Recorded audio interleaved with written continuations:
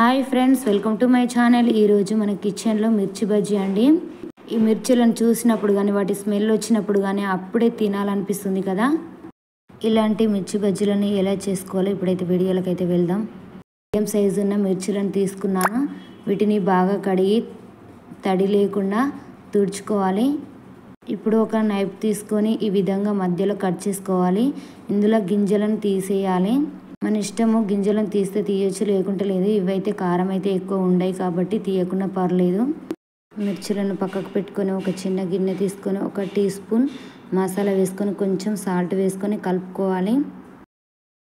ఇప్పుడు ముందుగా కట్ చేసుకున్న మిర్చిలను తీసుకొని ఈ మసాలాను అన్నిటికీ ఇలా స్టఫ్ చేసుకోవాలి. ఇలా మసాలాను పెట్టుకోవడం వల్ల మిర్చి బజ్జీ చాలా టేస్ట్గా ఉంటుంది.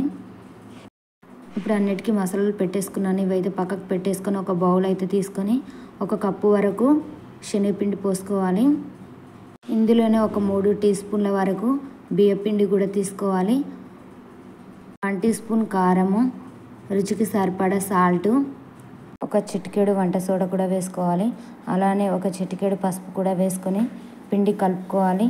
ఇప్పుడు వాటర్ కొన్ని పోసుకుంటూ పిండిని కలుపుకోవాలి. ఒకేసారి పోయకుండా కొన్ని పోసుకోవాలి. పిండి మన దోశ పిండి ఎలా ఉంటుందో ఆ మాదిరిగా కలుపుకోవాలి. మరీ పల్చగా కాకుండా మరీ గట్టిగా కాకుండా మీడియంలా ఈ విధంగా వీడియోలో చూపిస్తున్న విధంగా కలుపుకోవాలి.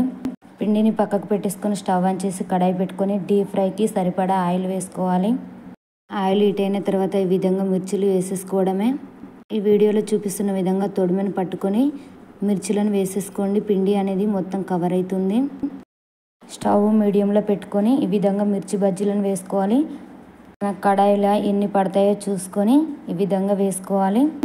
ఈ మిర్చిలను తింపుకుంటూ 2 వైపులా కాల్చుకోవాలి. కొంచెం కలర్ వచ్చేంత వరకు ఈ విధంగా అటు ఇటు తిప్పుకుంటూ మిర్చి బజ్జీలను కాల్చుకోవాలి. ఇలానే అన్ని బజ్జీలను కూడా చాలా ఈజీగా చేసుకోవచ్చు. ఇప్పుడు మిర్చి బజ్జీలను ఆయిల్ నుంచి తీసుకొని ఒక ప్లేట్లోకి సర్వ్ చేసుకోవడమే. మిగతా వాటిని కూడా ఈ విధంగానే మిర్చిలను వేసేసుకోవాలి.